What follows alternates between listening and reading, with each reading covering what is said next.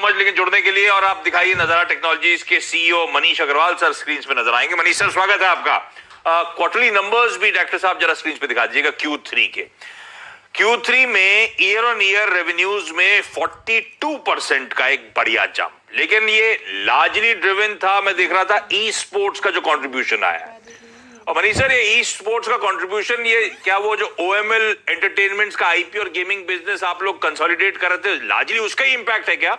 और x of that consolidation exercise आपने कैसे असेस करा इस क्वार्टर के परफॉर्मेंस को? आशीष जी नमस्कार, धन्यवाद अपने शो पे बुलाने के लिए।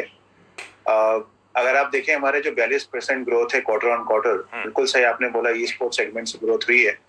ई स्पोर्ट्स सेगमेंट में OML कंसोलिडेशन तो अभी प्ले आउट हुआ ही नहीं है। अच्छा, ये हमारी खुद की ऑर्गेनिक ग्रोथ है स्पोर्ट्स कीड़ा और नॉर्डविन की। दोनों के दोनों बहुत अच्छा परफॉर्म किए हैं। अपनी खुद की IPs, अपनी खुद की रेवेन्यूज का कमाल है ये। अभी तो आप OML का कंसोलिडेशन जैसे जैसे कोविड खत्म होगा आपको उसका इम्पैक्ट पॉजिटिव दिखेगा और आने वाले समय में ई स्पोर्ट्स सेगमेंट और तेजी से आगे बढ़ेगा, क्योंकि 2 साल से ऑफलाइन इवेंट्स बिल्कुल नहीं हुए हैं। हमारे जो ब्रांड पार्टनर्स हैं उनके डिस्ट्रीब्यूशन रीच शॉप्स वगैरह कम हुई हैं।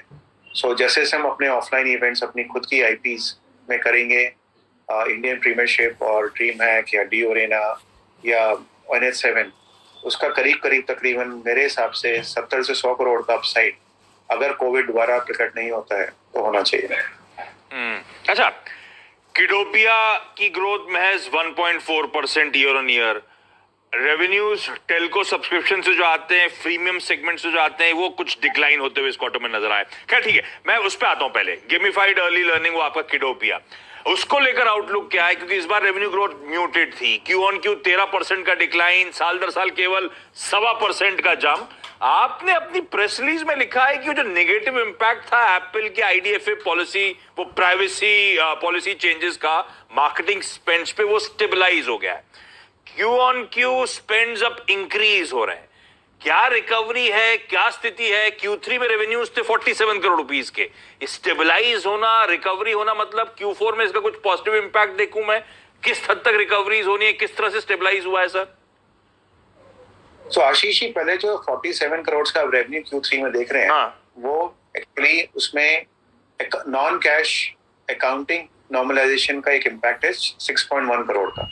ओके। तो एक्चुअल रेवेन्यूज आपके 53 करोड़ के करीब है, और जो एप्पल टू एप्पल कंपेयर करें आप। सो आपका जो आप ग्रोथ देख रहे हैं वो 1% नहीं है, वो सालाना दर पे करीब 25%, 26%, 27% ग्रोथ है।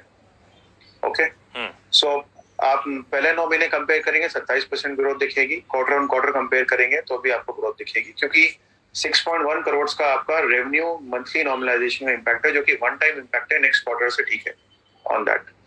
एंड उसी का आपको इम्पैक्ट दिखता है आपके Q3 में, EBITDA में और आगे पैट में। दूसरी बात है, जो एप्पल का इशू है वो इशू ग्लोबल इशू है, और अभी बड़े बड़े एड नेटवर्क्स, चाहे वो गूगल हो चाहे फेसबुक हो, अभी उसको वो देख रहे हैं किस तरीके से हम जैसे एडवर्टाइजर्स को वो एट्रीब्यूशन दे सकते हैं कि जिससे कि हम अपनी परफॉर्मेंस मार्केटिंग को ऑप्टिमाइज कर पाए। अभी वो सॉल्यूशंस पूरे परिपक्व नहीं हुए हैं, उसमें टाइम लग रहा है। इसी वजह से हमारा जो मार्केटिंग स्पेंड अगर आप देखें, पिछले 9 महीने में पिछले साल हमने $9 मिलियन खर्च किए थे, इस बार हमने $7 मिलियन खर्च किए हैं।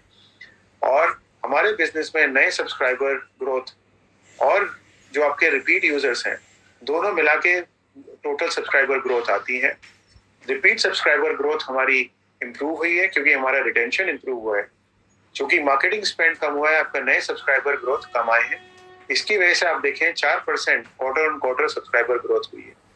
आने वाले क्वार्टर में भी अभी आपकी ग्रोथ म्यूटेड ही रहेगी, क्योंकि आपका जो परफॉर्मेंस मार्केटिंग के सॉल्यूशंस हैं अभी पूरी तरीके से, जैसे मैंने बोला, परिपक्व नहीं हुए।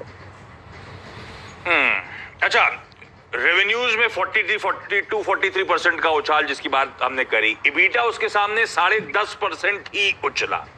तो फोकस क्या अभी भी स्केल लाने पे कंटिन्यू हो रहा है रादर देन प्रॉफिट मैक्सिमाइजेशन? वो थ्रस्ट, वो अप्रोच एक्सपेक्ट करूं लाइकली कंटिन्यूड रहेगी नजारा में?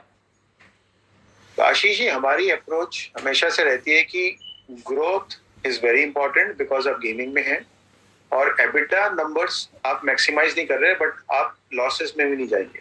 हाँ, अगर आप देखें, आपने जो 10.5% बोला, मैं सेम पॉइंट फिर से बोलूंगा, 4.6 करोड़ का इम्पैक्ट, वन टाइम इम्पैक्ट है on EBITDA also, because of the accounting policy non cash. अगर आप उसको ऐड बैक कर देंगे तो आपकी ग्रोथ अलग दिखेगी, उसका समा अलग दिखेगा, रंग अलग दिखेगा। ठीक बात। तो वो फिर भी आई एम श्योर उसको ऐड बैक करूंगा तो भी रेवेन्यूज का ट्रैक्शन ज्यादा बेहतर, ऑपरेशनली ग्रोथ थोड़ी सी म्यूटेड, पर वो ठीक है, नजारा ने फोकस कर रखा है रीच बढ़ाने में, स्केल बढ़ाने पर। तो ये जो रीच और स्केल बढ़ाने के लिए आप लोग कर क्या रहे हो, इनऑर्गेनिक इनिशिएटिव्स, वो तमाम टक इन एक्विजिशंस चलते रहते हैं, तो वो लाइकली थ्रस्ट एरिया कंटिन्यू रहेगा क्या? और एज वी स्पीक कुछ रडार पे है क्या मनीष जी? आशीष जी, हमारे दो घोड़े हैं। हमारी ग्रोथ खाली एमएनए से नहीं आती जो हम रेवेन्यू टकिंग करते हैं। हाँ। हमारी, जैसा कि मैंने आपको पहले ही बोला, नॉर्डविन स्पोर्ट्सकीड़ा खुद के ऑर्गेनिक ग्रोथ आई है। हाँ। राइट। हाँ। तो एक तो आपका करंट पोर्टफोलियो है जिसमें ग्रोथ है। गेमिफाइड लर्निंग इससे पहले साल में 8 गुना ग्रो हुआ था। राइट। अभी एप्पल का इशू अगर बड़े नेटवर्क सॉल्व करने हैं तो फिर से हम 4 या 5% मार्केट शेयर के बिजनेस हैं यूएस मार्केट, जो कि बहुत बड़ा मार्केट है। उसमें हमारी ग्रोथ काफी तेजी से आ सकती है क्योंकि हमारे कंज्यूमर पैरामीटर्स बड़े स्ट्रॉन्ग हैं। तो ये इशू सॉल्व होते ही हम फिर से वहां पे ग्रोथ आ जाएगी। तो एक तो आपका ग्रोथ लीवर्स आपके खुद के पोर्टफोलियो कंपनीज हैं। दूसरा, जहां भी हम देखते हैं कि आपके पास वाइट स्पेसेस हैं, वहां पे हम एमएनए करते हैं। और एमएनए में हमारा विचार है, जो फ्रेंड्स ऑफ नजारा नेटवर्क है वो सही में फ्रेंडशिप फर्स्ट है। इसलिए फाउंडर्स के साथ आपका सामंजस्य बने, आपकी फ्रेंडशिप बने, तभी आप आगे बढ़ेंगे। एंड हमारी एमएनएस इस ऑब्जेक्टिव से हमेशा ड्रिवन होते हैं। और इसलिए ऐसा नहीं है कि चट मंगनी पट गया वाला काम हमारा एमएनए में होता है। We do not really look at buying revenues और just kind of doing a deal. आपका फाउंडर समझ में आता है, आपको ग्रोथ लीवर समझ में आते हैं, फिर आप उनके साथ मिलकर काम करते हो उसको ग्रो कराने के लिए। वही हमारा ट्रैक रिकॉर्ड है, चाहे नॉर्डविन हो, चाहे पेपरबोट हो, चाहे स्पोर्ट्सकीड़ा हो, चाहे अदर कंपनीज। ये रियल मनी गेमिंग शायद एक फोकस एरिया बन रहा है क्योंकि आपने उस पे ओपन प्ले, हाला प्ले, इन सबको एक्वायर करा। किस तरह के ग्रोथ प्रोस्पेक्ट्स वहां पे नजर आ रहे हैं? आशीष ही, रियल मनी गेमिंग इंडिया में 80% ऑफ द गेमिंग मार्केट है और हम लोग अभी बहुत छोटे और ऑलमोस्ट इनसिग्निफिकेंट प्लेयर हैं। हमारे खुद के रेवेन्यू में भी इसका सिर्फ 4% भागीदारी है, कंट्रीब्यूशन है।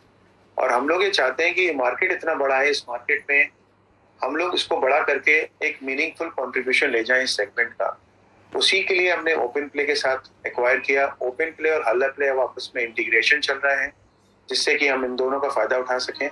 उसके बाद आगे मार्केट में जैसे अपॉर्चुनिटीज दिखेंगी हम और कंसोलिडेट करेंगे, जिससे ये सेगमेंट में आप इसकी जो ग्रोथ है उसमें नेटवर्क इफेक्ट मिलता है आपको। एक जब ज्यादा यूजर आपके साथ जुड़ते हैं और ज्यादा लिक्विडिटी प्लेटफॉर्म पे होती है तो कंसोलिडेशन का यहाँ पे एक बहुत पॉजिटिव इम्पैक्ट मिलता है।